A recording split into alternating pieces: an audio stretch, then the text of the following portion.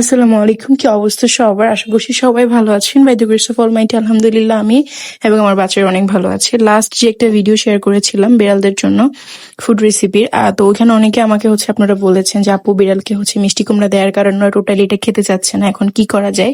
তো আসলে আমিও এই প্রবলেমটা কয়েকদিন ধরে ফেস করেছি। যখন মিষ্টি কুমড়ার অ্যামাউন্টটা খুব বেশি থাকে তখন ক্যাট ফুডটা টোটালি অ্যাভয়েড করে ওরা, যেহেতু মিষ্টি কুমড়া থেকে একটা ব্যাড স্মেল আসছে সিদ্ধ করার পরে। আর যেহেতু এটা আমরা মিক্সড করে ফেলি সরাসরি, এখানে কোনো প্রকার স্পাইসেস অ্যাড করা হয় না, যার জন্য ওদের কাছে এটা টোটালি মজাদার লাগে না।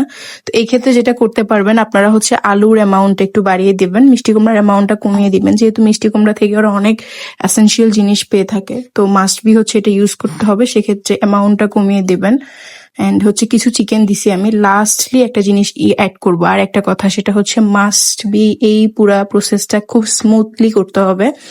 অবশ্যই এই পুরো টেক্সচারটাকে একদম স্মুথ বানাতে হবে, যার জন্য আমরা এটাকে ফার্স্টে একবার ব্লেন্ড করে নিয়ে আরেকবার ব্লেন্ড করব। আমি এখন দুটো টেক্সচার একসাথে দেখাচ্ছি, তাহলে আপনারা এটা ডিফারেন্সটা বুঝবেন। একদম বেটারের মতন স্মুথ হয়ে যাবে, তখন এটা বিড়ালের জন্য একদম পারফেক্ট। আর এটা যখন আপনারা ফ্রিজে রাখবেন তখন একদম পুডিং টাইপসের হয়ে বসে যাবে। আপনার যদি টেক্সচারটা স্মুথ না হয় এটা কখনোই পুডিং টাইপসের হবে না, সেক্ষেত্রে বিড়াল একদমই খেতে চাইবে না। যখন মিষ্টি কুমড়ার স্মেল পুরোপুরি থেকে যায়, এভাবে স্মুথ করে নিলে স্মেলটা কিছুটা কমে আসে। এখন এখানে আমি অ্যাড করছি দুটো ট্রিট, একটা চিকেন ফ্লেভারের আর একটা ক্যাটের ফ্লেভারের। আর এখানে ট্রাইপেটের এই পুরো একটা ক্যান আমি এখানে দিয়ে দিব। ক্যানটা আপনারা অবশ্যই একটু চটকে দিবেন, যেহেতু ক্যানটা একদম জেলি টাইপসের, এটা কোটা দিয়ে দিলে টোটালি মিক্সড হবে না। এই জন্য আপনারা অবশ্যই এইভাবে হাত দিয়ে ভালো করে এটাকে চটকে তারপর এই খাবারটার সাথে মিক্স করে নেবেন। আপনারা চাইলে এটাকে পুরোপুরি ব্লেন্ড করেও দিতে পারেন, তবে আমার কাছে মনে হয়েছে এভাবে দিলেও আমার ক্যাট খাবে, সেজন্য আমি এভাবেই দিয়েছি। আমি মাঝে মধ্যে এভাবেই দিয়ে থাকি, মাঝে মধ্যে ব্লেন্ড করে থাকি। যেটা আপনাদের কাছে ইউজ টু বা যেটা হেল্পফুল বেশি মনে হয় আপনারা এখানে সেটাই ফলো করবেন। হয় ব্লেন্ড করে নেবেন, নাইলে এইভাবে ভালো করে চটকে দিয়ে দিবেন। আমি আরো ভালো করে সবগুলো এখন একসাথে হাত দিয়ে মিক্স করে নিব, এবং মিক্স করার সময় যে ক্যানের অংশটা গোটা থেকে গেছে সেগুলো আমি আবার চটকে নিচ্ছি। এটা অবশ্যই খুব স্মুথ রাখতে হবে, নাইলে কিন্তু ক্যাটরা খাবে না। আর এখন যে ক্যানটা অ্যাড করছি, ওদের তো জানেন ক্যানের একটা স্ট্রং স্মেল থাকে, যেহেতু এখানে টুনা চিকেন সবই আছে।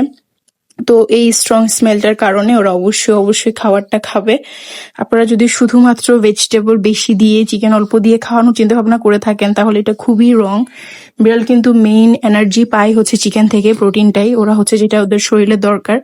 আর ভেজিটেবলটা আমরা এক্সট্রা কিছু এসেনশিয়াল জিনিসের জন্য দিয়ে থাকি, এটা তো আমরা জানি। তো সেই ক্ষেত্রে এভাবে একটা ক্যান কিছু ট্রিট আপনারা অ্যাড করতে পারেন, সেক্ষেত্রে আপনার বিড়ালটা অনেক বেশি লাইক করবে। আর এটাতেও যদি কাজ না হয় তাহলে আপনারা শুধুমাত্র পটেটো আর চিকেন দিয়েও দিতে পারবেন, সেটাও আই হোপ কাজ করবে। দেখেন মাশাআল্লাহ আমার ক্যাটরা কি সুন্দর করে খাবার খাচ্ছে, দুইজনই এটা খুবই পছন্দ করে। বিশেষ করে ক্যান অ্যাড করাতে ওদের এটা আরো বেশি পছন্দ হয়েছে।